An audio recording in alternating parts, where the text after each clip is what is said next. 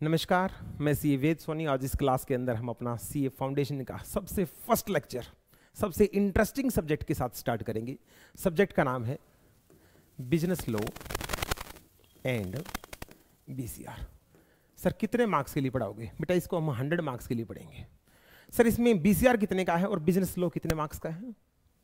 बेटा 5 मिनट में आपको फटाफट एक बार सब्जेक्ट्स के बारे में बता देता हूं, उसके बाद हम क्लास स्टार्ट करेंगे। बिजनेस लॉ पढ़ेंगे आप बेटा आप 60 मार्क्स के लिए और बीसीआर पढ़ेंगे आप 40 मार्क्स के लिए। टोटल हो गया आपका 100।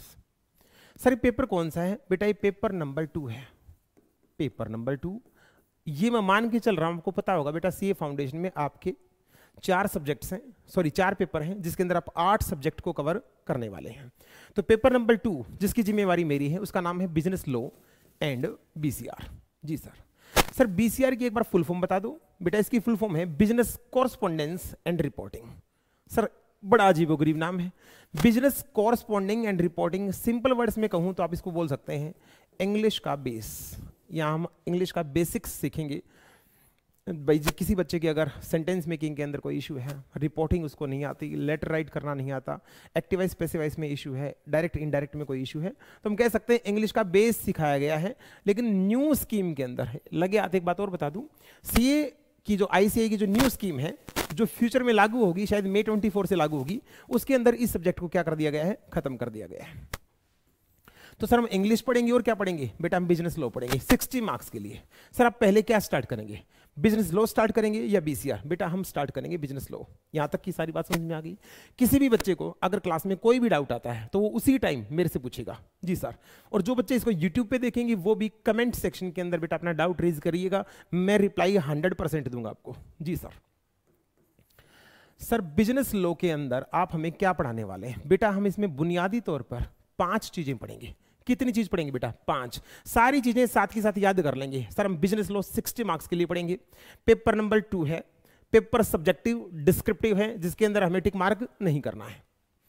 हम इसके अंदर बेटा 5 एक्ट पढ़ने वाले हैं, 1 2 3 4 5। सबसे पहले हम पढ़ेंगे बेटा इसमें इंडियन कॉन्ट्रैक्ट एक्ट। क्या पढ़ेंगे बेटा? इंडियन कॉन्ट्रैक्ट एक्ट जो बना था 1872 में।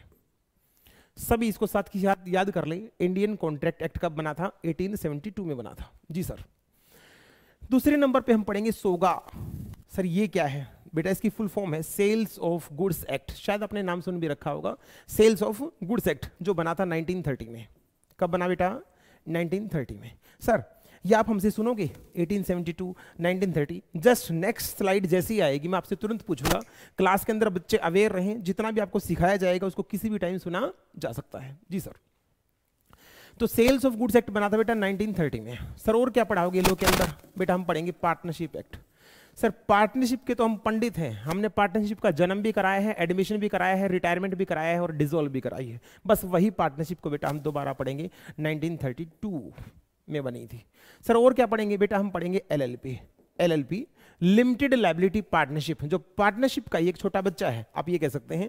ये एक्ट बना था 2008 में।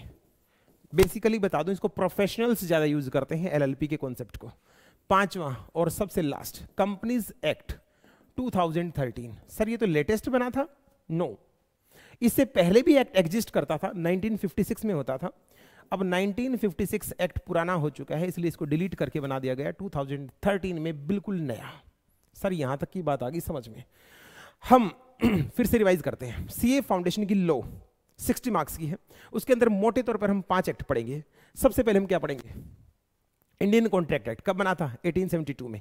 सेल्स ऑफ गुड्स एक्ट कब बना था? 1930 में। पार्टनरशिप एक्ट कब बना था? 1932 में। एलएलपी एक्ट कब बना था? 2008 में। और कंपनीज एक्ट कब बना था? 2013 में। जी सर। सर अब एक समस्या आ गई, इन 5 एक्ट में पहले कौन सा कराओगे?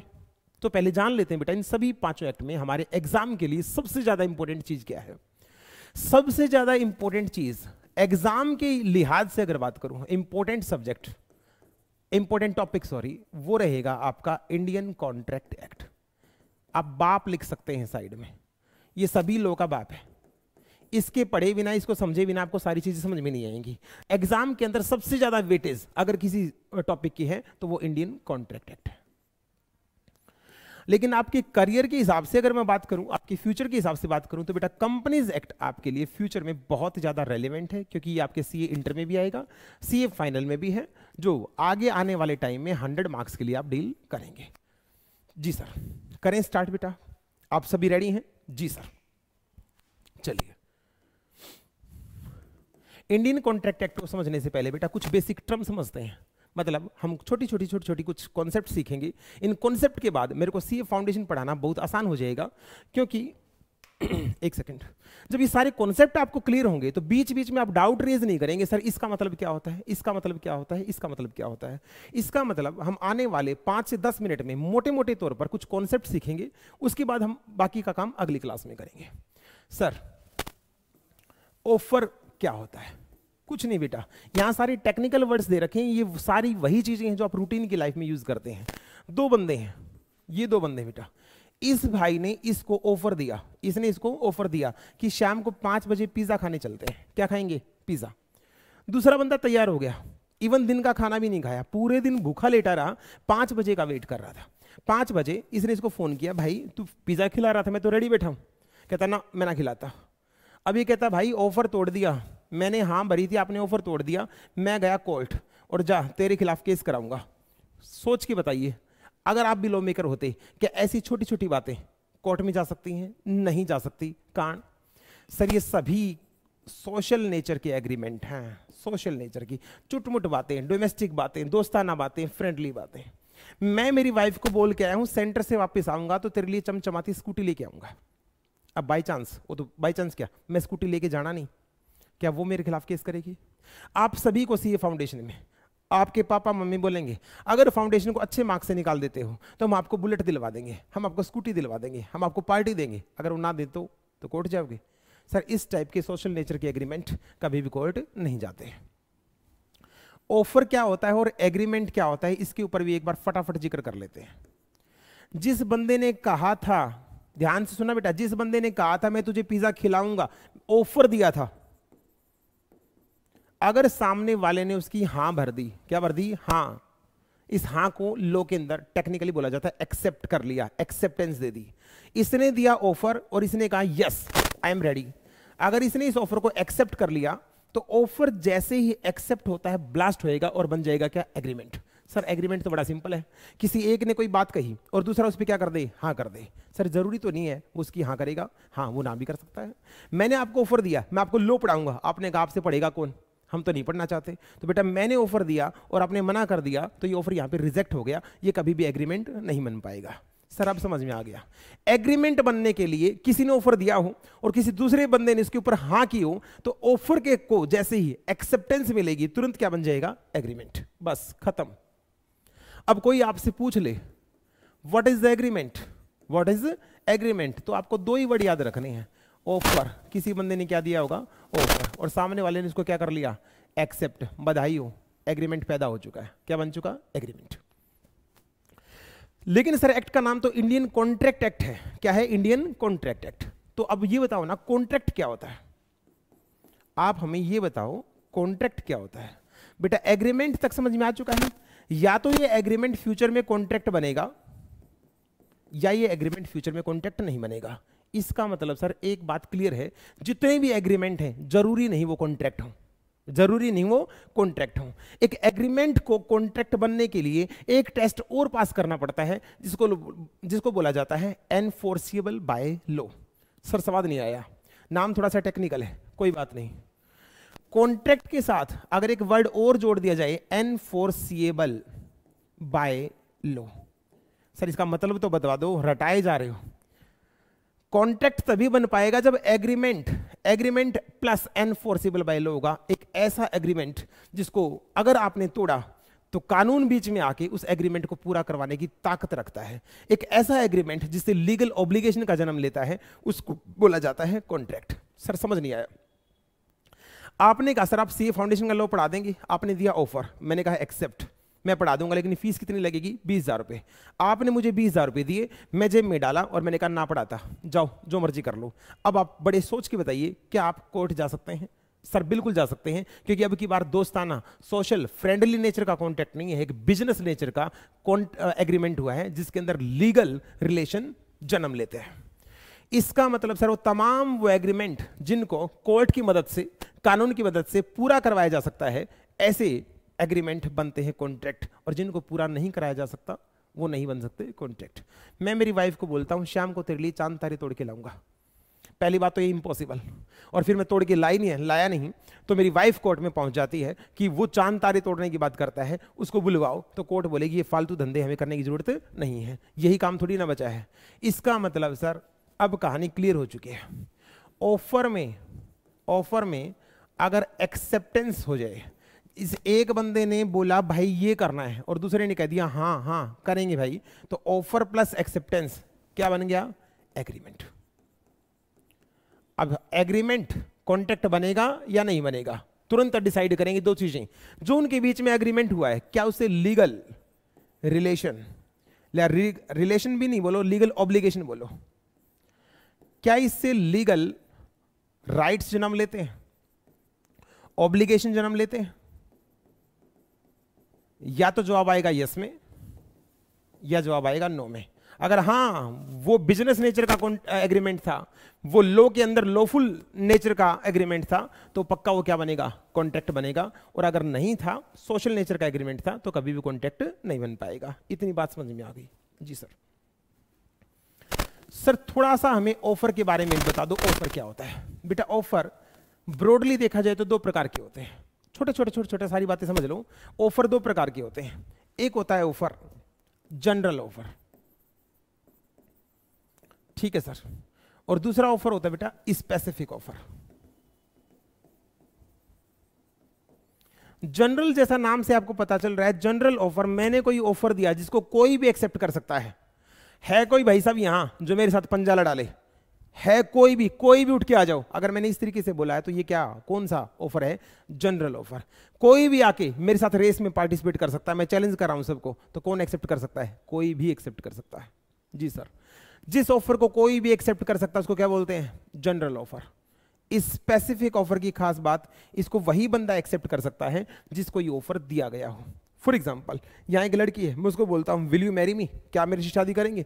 दूसरी बीच में आ रही, हाँ करूंगी। अरे आप कैसे कर सकते हैं? जब आपको ये ऑफर ही नहीं दिया गया तो आप हाउ कैन यू एक्सेप्ट, आप कैसे इसको एक्सेप्ट कर सकते हैं? मैं यहां सामने रोहित बैठा है, रोहित को बोल रहा हूं ले बेटा आइसक्रीम खा, दूसरा बच्चा बीच में आ रहा है, हाँ सर खा लेता हूं, तो मैं क्या बोलूंगा? आपको किसी ने पूछा? इट मीन्स स्पेशल ऑफर की खास बात, जिसको दिया जाए वही हाँ भर सकता है, और जनरल ऑफर की बेटा खास बात, इसको कोई भी आके एक्सेप्ट कर सकता है, जिसने भी आके एक्सेप्ट कर लिया ये बन जाएगा एग्रीमेंट। सर समझ में आ गया? सर ऑफर सिर्फ दो ही प्रकार के होते हैं क्या? नहीं बेटा, एक और ऑफर होता है काउंटर ऑफर, और एक ऑफर होता है क्रॉस ऑफर। इसमें से क्रॉस ऑफर 99% बच्चों को समझ में नहीं आता कि क्रॉस ऑफर क्या है, हम दोनों समझ लेंगे। काउंटर ऑफर को अगर हिंदी में बोलूं तो बेटा ऑफर के बदले ऑफर देना। मैंने कहा मैं आपको लो पढ़ाऊंगा 10,000 रुपए में, कितने में? मैंने ऑफर दिया 10,000 रुपए में लो पढ़ाऊंगा।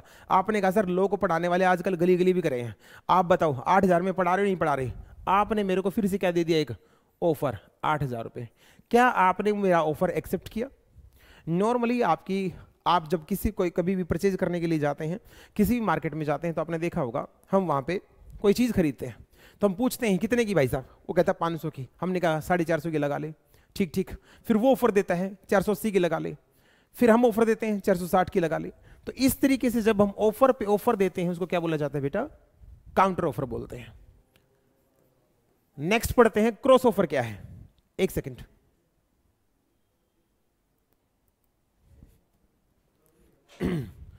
तो ठीक है बेटे, काउंटर ऑफर क्लियर है। ऑफर के बदले ऑफर दे देना, ऑफर की हानि की है, ऑफर के बदले offer, counter offer. Sir what do you mean by cross offer? Cross offer को बड़े ध्यान से समझना बेटे, नहीं तो समझ में नहीं आएगा क्रॉस ऑफर क्या होता है। इस बंदे ने इस बंदे को कोई ऑफर दिया, बड़े ध्यान सुनना, इस बंदे ने इसको ऑफर दिया, भाई साहब मैं आपका घर खरीदना चाहता हूं, मैं आपका घर खरीदना चाहता हूं, परचेज करना चाहता हूं, और ये चिट्ठी डाल दी बाय पोस्ट, ये चिट्ठी लिख के पोस्ट कर दी। उस बंदे के पास ये चिट्ठी अभी तक नहीं पहुंची है, पहुंची नहीं है, और उसको पता भी नहीं है कि इसने ऐसा कोई ऑफर दिया है। इसके ऑफर का पता लगे बिना ही एक चिट्ठी इसने भी इसके घर डाल दी। मैं अपना घर आपको बेचना चाहता हूं, ये खरीदना चाहता है, ये बेचना चाहता है। सर हो तो गया एग्रीमेंट, गलत बात, ये क्रॉस ऑफर है। सर कैसे? अगर इसका ऑफर पढ़ने के बाद इसने जवाब दिया होता, दूसरे का ऑफर देखने के बाद हाँ या ना करते, तो बनता एग्रीमेंट। इसने दिया ऑफर, मैं आपका घर खरीदना चाहता हूं, इसका ऑफर इसने देखा भी नहीं है, ये कहता है मैं आपका अपना घर बेचना चाहता हूं। जैसे कोई बंदा है, मैं उसको मैसेज लिख रहा हूं कि मुझे आपसे शादी करनी है, और उसने मेरा मैसेज देखा भी नहीं है, ना उसने मेरा मैसेज पढ़ा है, और वो भी मुझे कह रहा है मुझे भी आपसे शादी करनी है, तो यहां एग्रीमेंट तो हुआ ही नहीं ना, एक्सेप्टेंस तो आई नहीं। ऑफर के बदले क्या आ रहा है? ऑफर आ रहा है। तो जहां दूसरे के ऑफर को इग्नोरेंस ऑफ ऑफर, दूसरे के ऑफर का पता लगे बिना ही अपना ऑफर पोस्ट कर देना, क्रॉस ऑफर कहलाता है। ध्यान दें, काउंटर ऑफर में क्रॉस ऑफर में छोटा सा फर्क है बेटा। मैंने कहा ये चीज 500 रुपए की, आपने ऑफर को सुना, 500 रुपए आपको ज्यादा लगा, आपने कहा 450 देना है तो बता, ये काउंटर ऑफर है। ऑफर को सुनने समझने के बाद जो ऑफर दिया जाता है वो काउंटर ऑफर है, क्रॉस ऑफर। मैंने कहा 500 और आपने सुना ही नहीं, आपने सुना भी नहीं है 500, आप बोल रहे हैं मुझे आपका फोन खरीदना है 500 रुपए में, आप भी ऑफर दे रहे हैं, मैं भी ऑफर दे रहा हूं, तो एक्सेप्टेंस तो आई नहीं ना।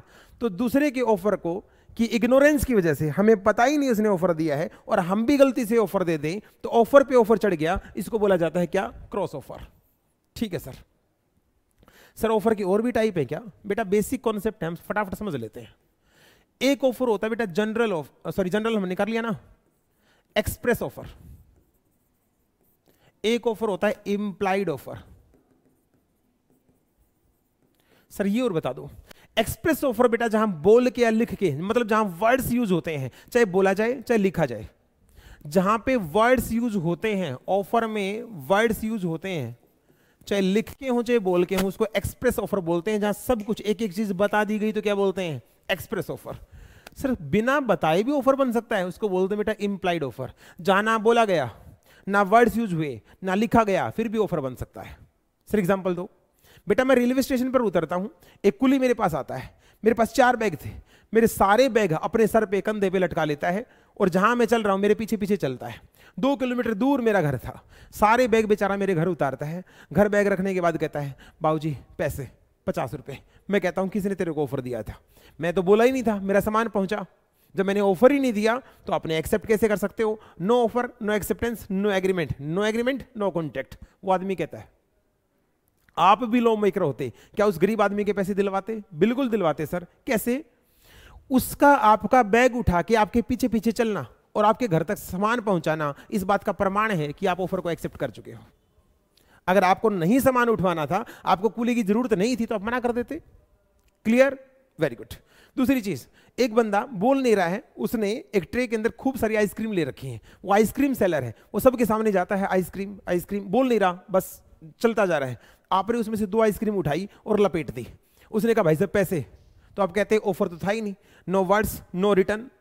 बेशक ना बोला गया हो, आपका आइसक्रीम को उठा के खा लेना, उसकी सेवा ले लेना, इस बात का प्रमाण है कि आप ऑफर को एक्सेप्ट कर चुके हैं। इसका मतलब जरूरी नहीं सर हर बार वर्ड्स यूज हों, यहां से कंक्लूजन निकलता है बिना वर्ड्स के भी क्या बन सकता है? ऑफर बन सकता है।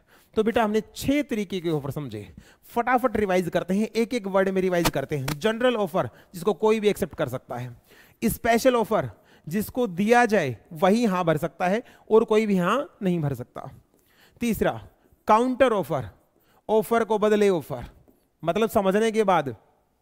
काउंटर क्रॉस में फर्क याद है ना? काउंटर ऑफर मैंने ऑफर दिया, सामने वाले ने ऑफर को सुना, उसके बाद फिर अपना दिमाग लगा के ऑफर दिया, means counter offer. Cross offer मैंने भी ऑफर दिया और मजे की बात उसने मेरा ऑफर सुना ही नहीं, उसने भी अपने मुंह से क्या दे दिया? ऑफर दे दिया। ऐसे ऑफर को बोलते हैं क्रॉस ऑफर। एक्सप्रेस ऑफर जहां वर्ड्स यूज होते हैं बोल के या लिख के। इंप्लाइड ऑफर जहां पे वर्ड्स यूज नहीं होते। मेन बेटा हमने इस तरीके से सीखा। एक और सिखा देता हूं, standing offer. Standing offer sir ये ऑफर क्या है? जो एक लिमिटेड पीरियड ऑफ टाइम के लिए खुला रहता है। जैसे आपको किसी कंपनी के शेयर खरीदने हैं तो कहते हैं 30 दिन का टाइम है, आप किसी भी टाइम क्या कर सकते हो? अप्लाई कर सकते हो। ये टेंडर है, ये 30 दिन खुला रहेगा, कोई भी बंदा आके यहां से सेवा ले सकता है। मतलब जो ऑफर एक पीरियड ऑफ टाइम के लिए खुले रहते हैं, जिसको उस पीरियड के टाइम के दौरान ही एक्सेप्ट या रिजेक्ट किया जा सकता है, ऐसे ऑफर को क्या बोला जाता है? स्टैंडिंग ऑफर बोला जाता है। जी सर। सर आज की क्लास में क्या क्या करवा दिया आपने? हमने बेटा एग्रीमेंट समझा। एग्रीमेंट कैसे बनता है? ऑफर को अगर किसी ने कर लिया एक्सेप्ट, बम ब्लास्ट होगा, बाहर क्या निकलेगा? एग्रीमेंट। सर फटाफट ये बता दो अब, एग्रीमेंट कॉन्ट्रैक्ट बनेगा, एग्रीमेंट कॉन्ट्रैक्ट बनेगा या कॉन्ट्रैक्ट नहीं बनेगा? एक टेस्ट अगर एग्रीमेंट और पास कर दे, एक टेस्ट अगर एग्रीमेंट और पास कर दे तो ये बन जाएगा कॉन्ट्रैक्ट। कोई माई का लाल नहीं रोक सकता। बताओ बेटा वो क्या था? अगर इस एग्रीमेंट को लॉ के मदद से, कानून की मदद से पूरा करवाया जा सकता है, अगर कानून की मदद से पूरा करवाया जा सकता है तो ये बन जाएगा कॉन्ट्रैक्ट, अदरवाइज ये कॉन्ट्रैक्ट नहीं बन सकता। सर जो एग्रीमेंट कॉन्ट्रैक्ट नहीं बन सकते उसके एग्जांपल बेटा पिज्जा पार्टी, चाय पार्टी, ये जितने मैंने आपको एग्जांपल दिए थे। एक बाप अपने बच्चे को बोलता है फाउंडेशन में रैंक 1 ले आ, जिस दिन रैंक 1 ले आएगा 1 लाख रुपए का नगद इनाम। बच्चा दिन रात कुत्तों की तरह मेहनत करके रैंक 1 ले आता है, अपने पापा से कहता है 1 लाख रुपए दो, और पापा मना कर देते हैं, तो क्या आप कोर्ट जाएंगे? नहीं जा सकते, और ना कोर्ट आपके पापा से आपको 1 लाख रुपए दिलवा सकती। कारण ऐसे तमाम एग्रीमेंट सोशल नेचर के एग्रीमेंट होते हैं, इनको कानून की मदद से पूरा नहीं कराया जा सकता। तो agreement plus enforceable by law, enforceable word फिर से बोलो बेटा, एनफोर्सिएबल, एनफोर्सिएबल, जिसको एनफोर्स ताकत लगा के पूरा कराया जा सकता है, कानून की मदद जहां ली जा सकती है, ऐसे एग्रीमेंट बन जाते हैं कॉन्ट्रैक्ट। सर इससे एक बात समझ में आ गई क्या बेटा? जितने भी कॉन्ट्रैक्ट होते हैं, जितने भी कॉन्ट्रैक्ट होते हैं वो सारे एग्रीमेंट होते हैं। हाँ सही बोला मैंने, जितने भी कॉन्ट्रैक्ट हैं वो कभी ना कभी सारे क्या रहे हैं? एग्रीमेंट रहे हैं। लेकिन जो भी जितने भी एग्रीमेंट हैं जरूरी नहीं वो कॉन्ट्रैक्ट बने। मैं फिर से रिपीट करता हूं, ध्यान से सुनो, सारे कॉन्ट्रैक्ट एग्रीमेंट होते हैं, यस सर, लेकिन सारे एग्रीमेंट जरूरी नहीं कॉन्ट्रैक्ट बने। कुछ कॉन्ट्रैक्ट बन भी सकते हैं और कुछ कॉन्ट्रैक्ट नहीं भी बन सकते। ठीक है सर, आज की क्लास में बेटा बेसिकली बस इतना ही करते हैं। हमारी पहली क्लास थी। नेक्स्ट वीडियो सीए फाउंडेशन के लॉ की कल आपको सेम टाइम पे मिल जाएगी। जय हिंद, जय भारत।